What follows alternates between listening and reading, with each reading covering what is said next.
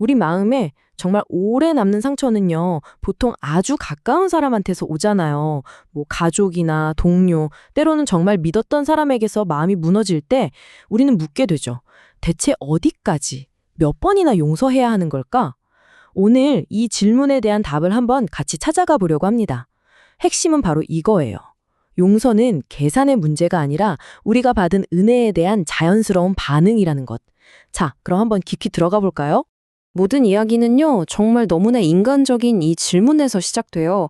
베드로의 이 질문, 사실 우리 모두의 질문 아니겠어요? 주님, 저도 이 정도면 할 만큼 한 거 아닌가요? 우리도 모르게 용서의 어떤 한계선을 긋고 싶어 하거든요. 내 마음이 더는 다치지 않게 말이죠. 베드로는 당시 랍비들의 가르침보다 훨씬 관대하게 7번이라는 숫자를 제시하면서 나름대로는 큰 마음 먹고 이야기한 겁니다. 그런데요, 예수님의 대답은 우리의 생각의 틀을 그냥 완전히 바꿔버립니다. 예수님은 더 큰 숫자를 말씀하시는 게 아니에요.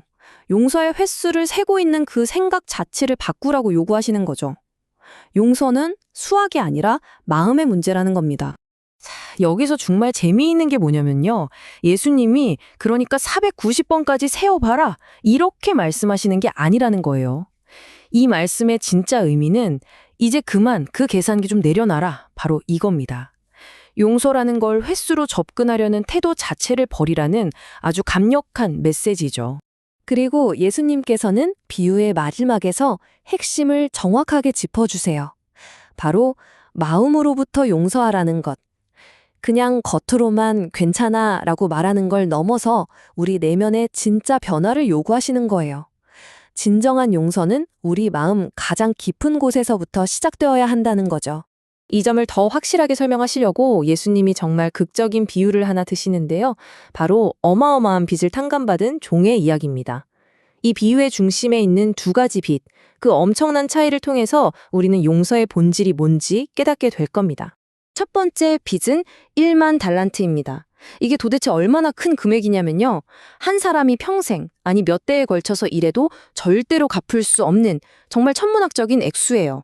오늘날 가치로 따지면 수조 원에 달하는, 거의 국가 예산에서나 볼 법한, 개인으로서는 상상조차 할 수 없는 그런 빚이죠. 이 상상도 못할 빚 앞에서 종은 그냥 엎드려서 빌기만 합니다. 그랬더니 주인이 정말 놀라운 행동을 해요. 빚 갚는 걸 좀 밀어주거나 일부를 깎아준 게 아니에요. 오늘 본문은 탕감하여 주었다고 말합니다.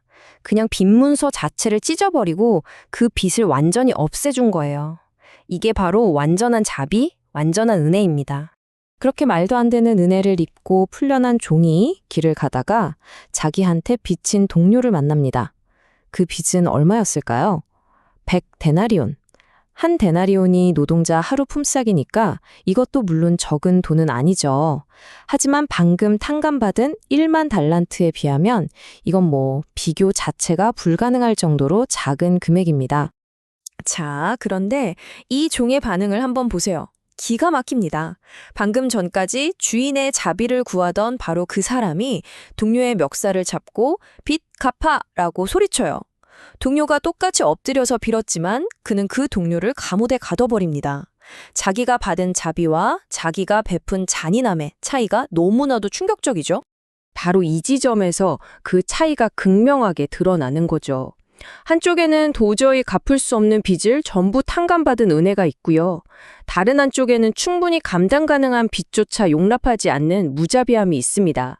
이 극명한 대조가 오늘 본문이 우리에게 던지는 질문의 핵심입니다. 네, 이제 이 비유의 의미가 분명해지죠? 우리가 하나님 앞에서 지은 죄의 빚은 도저히 갚을 수 없는 1만 달란트와 같다는 거예요. 그리고 다른 사람에게 받은 상처와 손해는 그게 아무리 크고 아프다고 해도 하나님께 받은 용서에 비하면 100데나리온과 같다는 겁니다. 바로 이 관점을 갖는 것이 용서의 시작입니다. 그런데 이 비유는 여기서 끝나지 않아요. 은혜를 받고도 은혜를 베풀지 않은 이 종의 행동은요, 아주 심각한 결과를 가져옵니다. 이건 단순히 매너가 좀 없는 수준의 문제가 아니었어요. 이 소식을 들은 주인이 종을 다시 불러와서 던지는 이 질문은 사실 우리 심장을 꿰뚫는 질문입니다. 너는 그 엄청난 자비를 받았는데 어떻게 그렇게 작은 자비 하나 베풀지 못하느냐.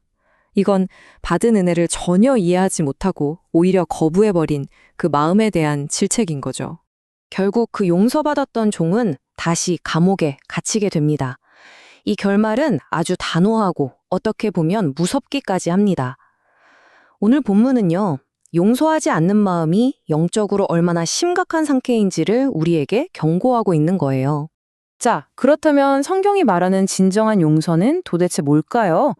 여기서 우리는 몇 가지 중요한 오해를 바로잡아야 합니다. 용서는 감정의 문제가 아니고요. 믿음의 결단이자 복음의 열매입니다. 이 점들을 분명히 할 필요가 있어요. 용서는 지혜나 안전을 무시하라는 뜻이 아닙니다. 상처를 준 사람을 무조건 다시 믿어야 한다거나 모든 것이 예전처럼 완벽하게 돌아가야 한다는 의미도 아니에요. 그리고 또 중요한 건 용서는 내가 재판관이 되어서 모든 걸 판단하는 게 아니라는 겁니다. 핵심은 바로 이겁니다. 용서는 내가 복수하고 안 갚음할 수 있는 나의 권리를 포기하는 행위예요. 그리고 그 상황에 대한 최종적인 판단과 정의의 실현을 하나님께 온전히 맡겨드리는 믿음의 결단인 거죠. 어떻게 보면 상대를 풀어주는 동시에 나 자신을 미움이라는 감옥에서 풀어주는 행위이기도 하고요.